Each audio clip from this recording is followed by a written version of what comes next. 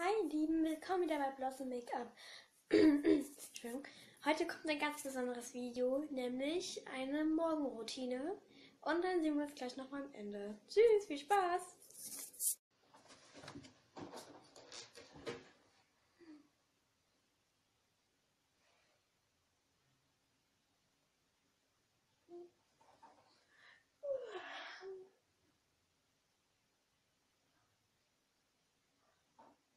Mist!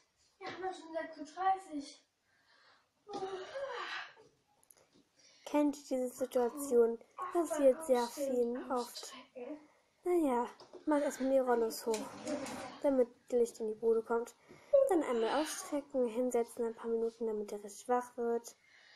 Und dann?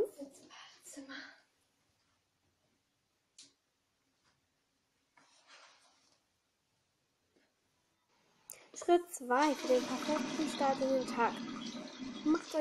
Macht euer Gesicht feucht, damit ihr morgens schön wach und ein frisches Gefühl im Gesicht habt. Dann holt ihr euer Handtuch und rubbelt einmal im Gesicht durch, damit es schön trocken wird. Und dass ihr ein frisches Gefühl habt morgen, damit ihr auch schön wach werdet, meine ich. Bis gleich. Kommen wir zum letzten Schritt, die Haare bürsten. Sehr wichtig, damit ihr morgens keine Knoten kriegt. Und schöne Frisuren machen. Ist auch toll. Das war's auch schon, ihr Lieben. Auf Wiedersehen. Tschüss.